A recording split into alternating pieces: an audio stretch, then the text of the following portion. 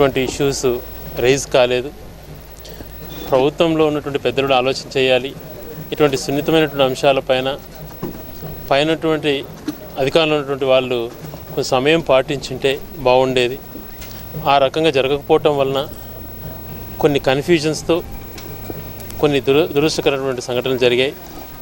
దానికి తోడుగా కొంతమంది కానిస్టేబుల్స్ అనవసరంగా అక్కడ పోతున్నటువంటి వ్యక్తులపైన దాడి చేయడంతో ఆ సమయంలో నమాజ్ నుంచి బయటకు వచ్చిన వ్యక్తులు అది చూసి ఎందుకు ఇంత అన్యాయంగా కొడుతున్నారు అని ప్రశ్నించిన తర్వాత ఇంకా కొంచెం పోలీసులు ఆ దూకుడు పెంచిన తర్వాత అక్కడ ఒకటికొకటి తోడయి కొంచెము ఇష్యూ పెద్దగా అయింది. ఇప్పటికైనా అందరూ కూడా హిందువులు ముస్లింలు అందరూ కలిసి సమయం పాటించాలని చెప్పి విజ్ఞప్తి చేయడం జరిగింది. నిన్న సంఘటన జరిగినప్పుడు నేను హైదరాబాద్లో ఉన్నాను. తెలిసిన వెంటనే ఉదయం బయలుదేరి ఇక్కడికి వచ్చేయడం జరిగింది. కడప శాసనసభ్యులు అంజద్ బాషా గారు, మిగిలినటువంటి పట్టణ ప్రముఖులు, మున్సిపల్ చైర్మన్ గారు అందరం కలిసి పోలీస్ స్టేషన్కి వెళ్ళటం. పోలీస్ స్టేషన్కి వెళ్ళి పోలీసులతో కూడా దయవుంచి సమయం పాటించండి, యువకులు పైన ఎక్కువ కేసులు ఇవన్నీ బనాయించిన తర్వాత వాళ్ళకి ఇబ్బంది జరుగుతుంది అని చెప్పడం, తర్వాత వాళ్ళ కస్టడీలో ఎవరు లేరని వాళ్ళ మాట చెప్పడం, తప్పు చేసినటువంటి పోలీసులపైన చర్యలు తీసుకుంటామని కూడా వాళ్ళు హామీ ఇవ్వడం జరిగింది.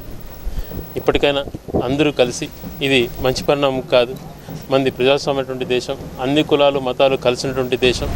చిన్నటువంటి సంఘటనలు ఎవరైనా రెచ్చగొట్టినా మనం సమయం పాటించాలి, శాంతిని పునరుద్ధరించాలి. గతంలో ఏ విధంగా అయితే పట్టణంలో అందరూ కలిసిమెలిసి అన్నదమ్ముల మాదిరి ఉన్నారో అదే రకంగా ఉండాలని చెప్పి ప్రజలకు విజ్ఞప్తి చేస్తున్నాం.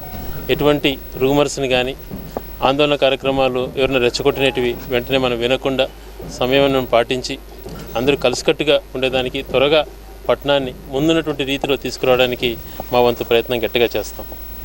ప్రతి విషయాలలో పోలీసుల అధికారులను మేమే ఇస్తున్నాం, మేము చెప్పిన వాళ్ళే పోలీసు అధికారులు వచ్చారు అని చెప్పేటువంటి అధికార పార్టీ సంబంధించినటువంటి వాళ్ళు కూడా కొంచెము తెలుసుకోవాలి. మంచి జరిగితే అంత మాదని, ఏదైనా చెడు సంఘటన జరిగినప్పుడు ఇతరులపైన రుద్దేటువంటి కార్యక్రమాలు మానుకోవాలని చెప్పి కూడా విజ్ఞప్తి చేస్తాం.